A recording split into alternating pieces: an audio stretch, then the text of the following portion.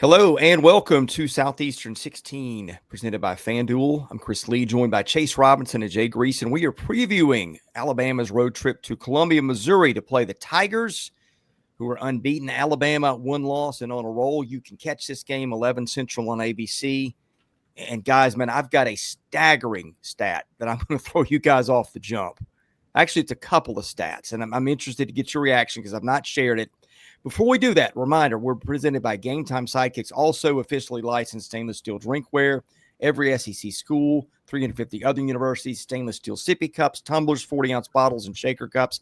SE16 gets you 20% off your entire order at GameTimeSidekicks.com. Also brought to you by the Hall of Fame app. Smart bettors rely on data. Hall of Fame hands you powerful analytics at your fingertips to tilt the odds in your favor. Improve your chances of winning using historical data, matchup grades, trends, and player performance insights. Hall of Fame was created by Ivy League sports geeks to let everyday fans feel smarter and bet smarter. For a limited time only, our listeners not only get a 7-day free trial, but you also get 50% off your first month when you use code SE16 at checkout. Just download the Hall of Fame app on iOS or Android, enter code SEC16, and you're all set. Well, guys, I promised you some stats on this one because I watched Alabama beat Vanderbilt in one of the more impressive performances in college football this year. And I watched Missouri. And I feel like play for play, the opposition's been a little questionable. Alabama's played a tougher schedule, but Missouri has passed the eye test. This, to me, is going to be a game in which who can exert their will. And there's one thing that these teams have in common. They win by holding the ball and not turning it over, and by forcing turnovers. And some of the stats here are staggering. Alabama, and this is how Alabama beat Vanderbilt, was just holding the ball, 67 plays to Vanderbilt's 55. Alabama's averaging 67.5 plays a game. Opponents only averaging 54.5. Alabama has turned the ball over one time in 3 games, and its defense is forcing turnovers on 3.7% of the snaps. That is elite. Now comes Missouri, which is holding on to the ball for 80 plays a game.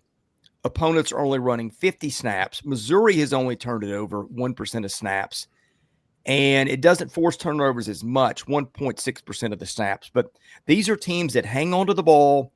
They control the tempo. Missouri is going to play a faster tempo than Alabama. That is just staggering off the jump because both teams have been winning the way the other team has been winning. It's just the difference is Missouri plays fast and Alabama plays a lot slower, Chase.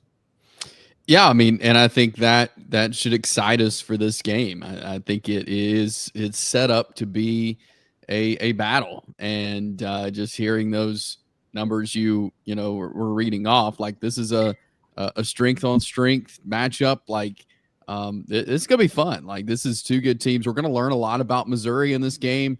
It's like you mentioned, have they played the caliber of teams Alabama has? No.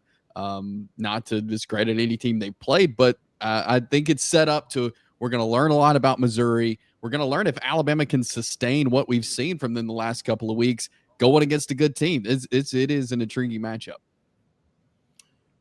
The exerting your will type of thing, I think for me, it's not about number of plays. It's really not even about tempo. All these Alabama kids have been in games like this, not only this season, but all their lives. I mean, is Missouri ready for the moment? And that will be shown, and it's paramount how quickly Missouri needs to start. If Alabama is forced to play from behind, they at least can feel comfortable that Ty Simpson has been, if not their best player, potentially the best player in the league through the first half of the season. If Missouri has to play from behind, especially if you talk about sizable deficit through the first half, you're taking away their best player in Ahmad Hardy, because if you're playing from behind, you're not going to run him as often as they want to run him time and time again. Yeah, I mean, I'm looking at another stat here. First downs. Missouri has not had fewer than 25 first downs in a game yet. It allowed 4 first downs against Louisiana, 9 against UMass. the season high in first downs allowed, 15 against Central Arkansas and South Carolina, only 13 first downs allowed to Kansas's offense. Alabama not doing badly either, though. Alabama's allowed 15.2 first downs a game on average, averaging 24 itself, got 25 against Georgia. That's really the reason Alabama won that game, was it was 25-17 in first downs over Georgia. Same thing against Vandy, 26-16. It just screams like we both want to hold on to the ball and we're not going to turn it over. So I guess now we get to the question of kind of who can exert their will. Missouri is so balanced, guys. I mean, I just look at them. They've got personnel everywhere. They got two great receivers, a great tight end. They've got the best running back in the country. They've got a quarterback who's maybe the surprise player of the year, Beau Pribula so far. And then Alabama, on the other hand, has got Ty Simpson. It's got Germie Bernard. It's got Ryan Williams. And I think Simpson, could end up being your Heisman winner so far. And we'll get to the defenses in a minute, but I'll start with you, Jay. Who's got more playmakers offensively and maybe more ability to exert its will on the other guy in this one? Well, I think with Jam Miller returning, it may be a push, but I would lean slightly to Alabama because both of these quarterbacks have surprised us with how excellent they have been. I mean, the big three preseason of the unknowns were Gunnar Stockton, Ty Simpson, and Arch Manning. And it's really turned into the good, the bad, and the ugly for what those three have kind of been, with the exception of Gunnar Stockton's magical second half in Knoxville. Jam Miller's not as good as Ahmad Hardy, but I think Alabama's offensive line is starting to round into shape, Chase, to a place that if they become balanced, they're going to be a handful for everybody they see on the rest of their schedule, for every defense they see on the rest of their schedule. No, there's no doubt about it. And when it comes to what I think a difference in Jam Miller and Ahmad Hardy is that each team can utilize is that Jam Miller is pretty good with his hands too. I think they'll utilize him a lot, especially if they're playing from behind to keep him, in the game. They'll, some passes out of the backfield. We haven't seen Ahmad Hardy do that much. He only has one reception on the year. And so, how can Missouri utilize him? Again, if they are having to play from behind, if they can't go to him a lot on the ground, how can Missouri utilize him as well? Because I think those two players are going to be very important. What we saw from Jam Miller Saturday night for Alabama is what we heard all offseason of what Jam Miller was going to be. We didn't see that against Georgia. It was we thought he's back. Okay, well, he wasn't that electric. Well, he was Saturday, and I think Alabama can really utilize him in this game of him catches passes out of the backfield and being creative offensively. And I think Missouri needs to do that as well. But both of those players, to me, are going to be very important in this game.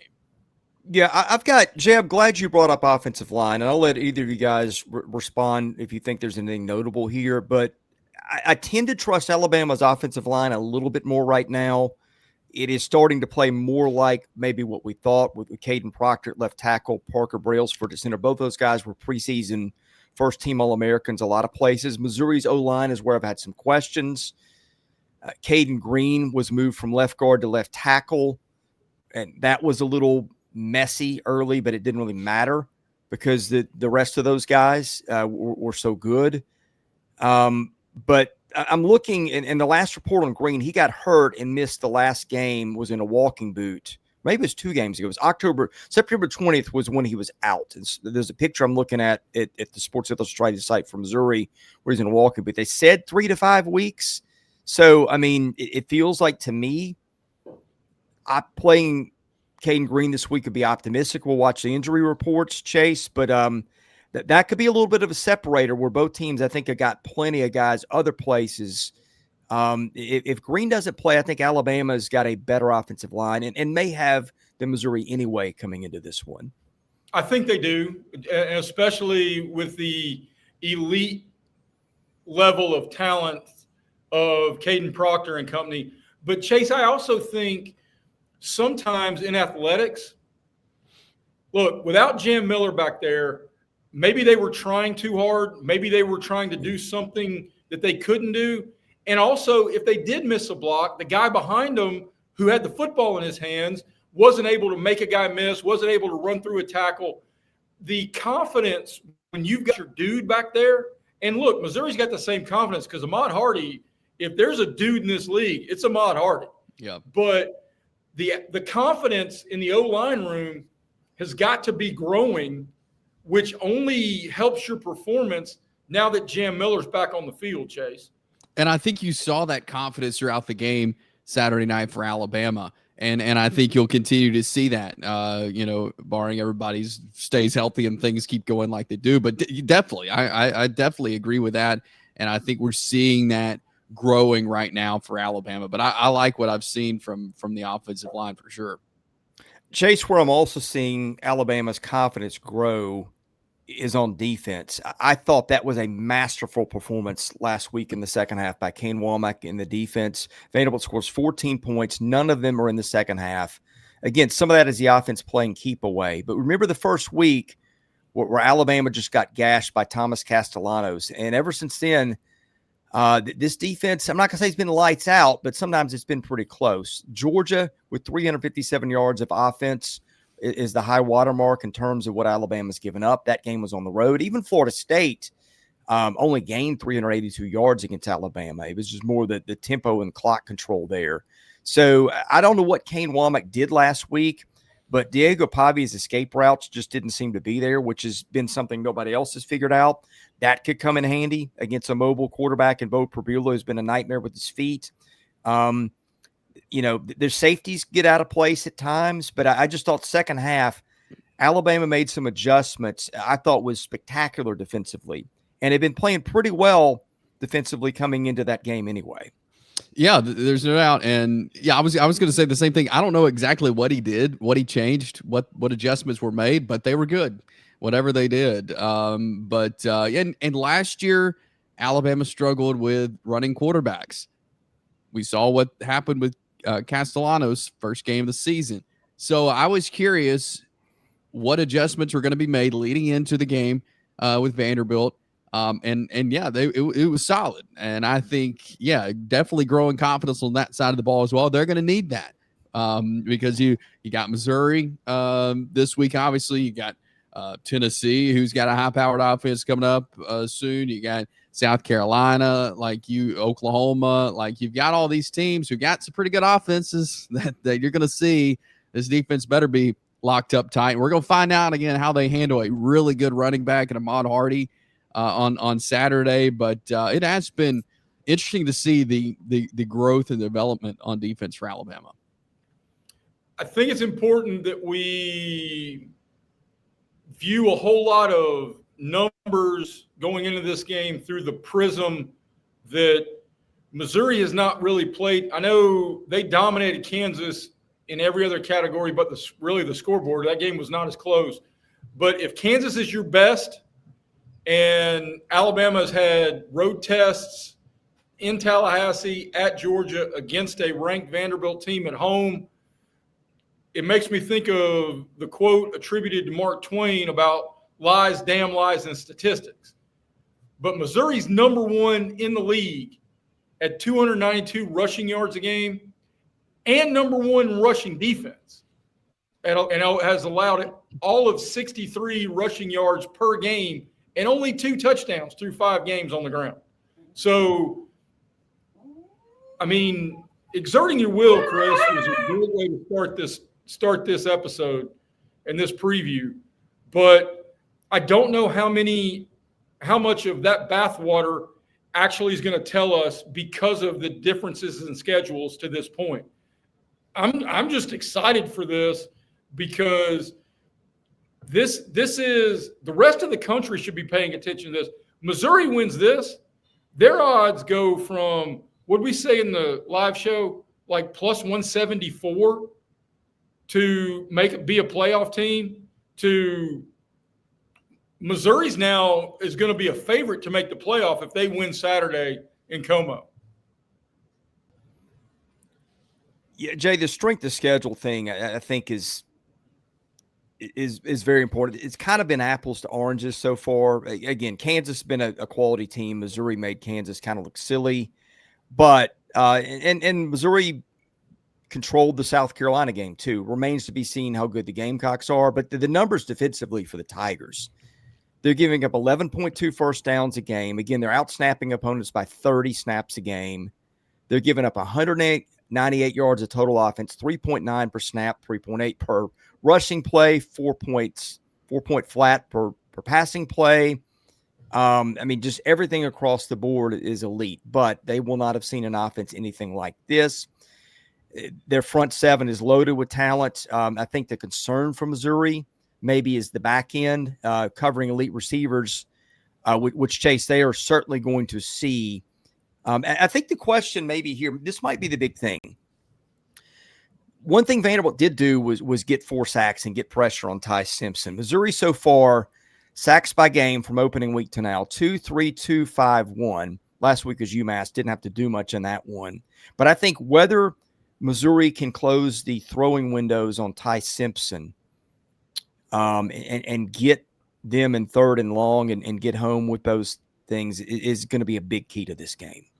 Yeah, most certainly. They're going to have to put some pressure on Ty Simpson. They're going to have to make him uncomfortable because when he's comfortable, he hits his spots. And he's got multiple guys to throw to. And that's something else that is going to be a problem for teams going against Alabama this year is because there are multiple guys that they utilize offensively. So, put pressure on Ty Simpson is got to be in the game plan for Missouri. Make him uncomfortable, make him have to run around back there and make plays happen. And just get him off balance because, again, he's been really good when he is back there confident and in his zone. I also think Alabama's done a really good job since week 1. I don't think any of us think Ty Simpson played poorly in Tallahassee. It just didn't click.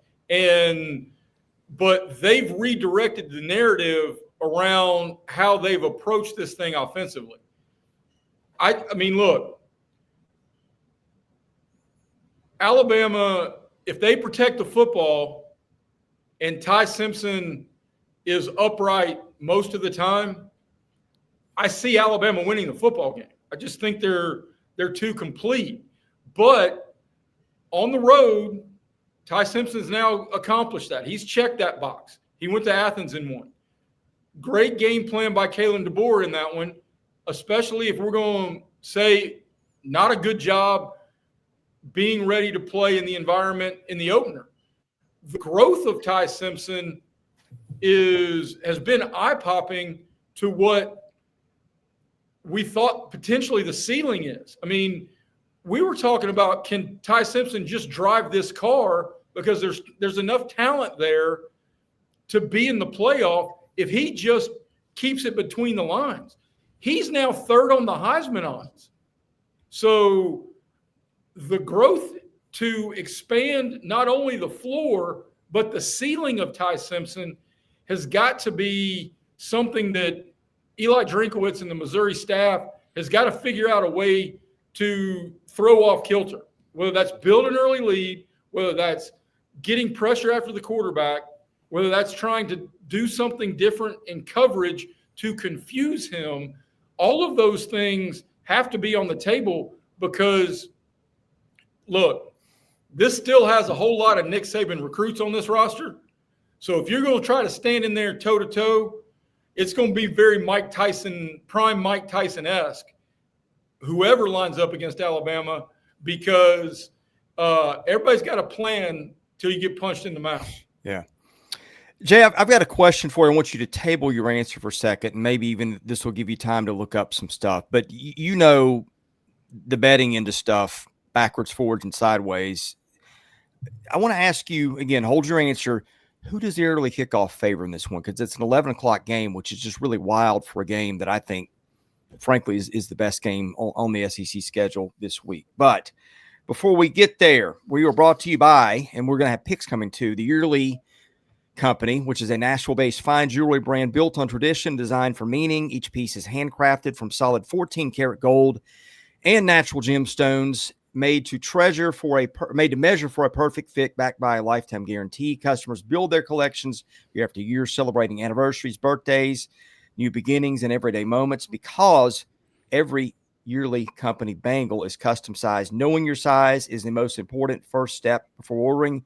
That's where they can help you out with their sizing kit, and they will provide you, our audience, with a free sizing kit. It's the perfect place to start, especially for husbands who want to have sizes ready for the holidays and Christmas. Code SE16KIT, KIT, gets you 100% off the sizing kit at checkout.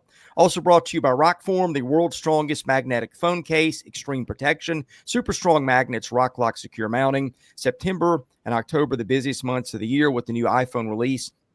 SEC 25, get you 25% off your entire order. I swear by Rockform cases, you will too. Hovey Dry Goods, your team may stink, but your hat does not. I'm wearing this thing with pride. This is my favorite Titans hat. We finally got a win, but you know what? Even if we lost like we usually do, I'm wearing their hat anyway because it's cool. You look no further than Hovey hats for high-quality headwear with a great fit and unique designs.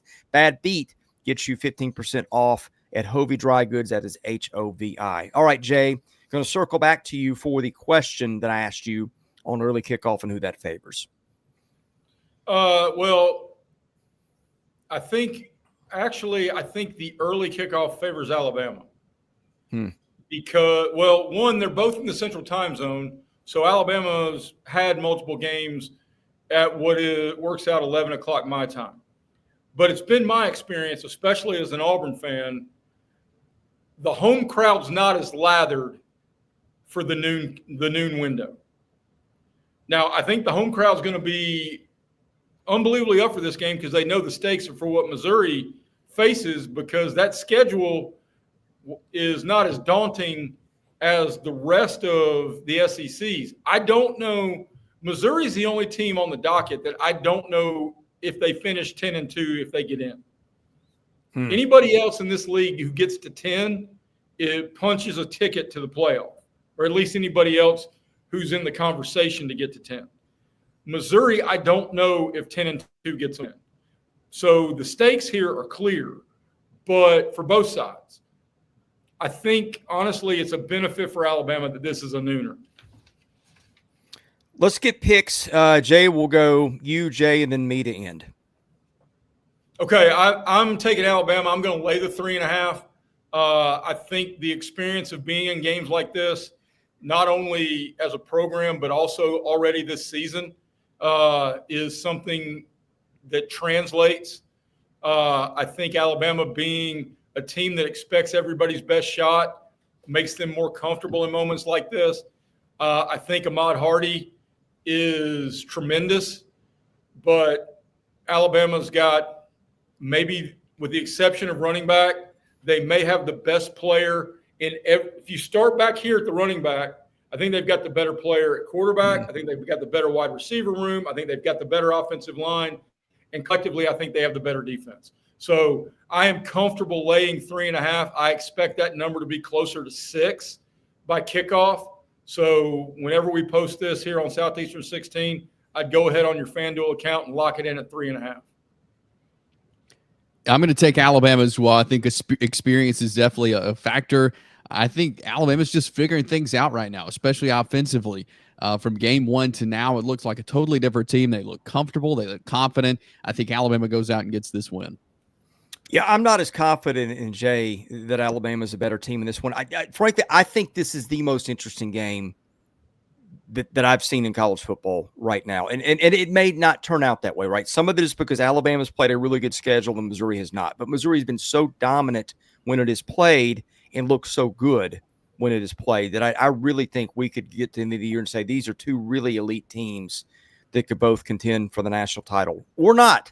That's why I say this is interesting. You just never know what a team is until you run up against another elite team. I think Alabama is. I think Missouri might be, but I'm not sure.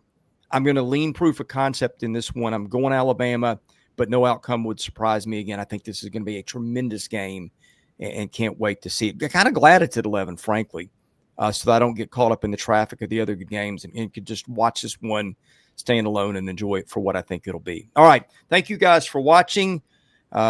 We're going to recap this one on Saturday when it's over. God bless you guys. Have a great rest of your week. You've been watching Southeastern 16 presented by FanDuel.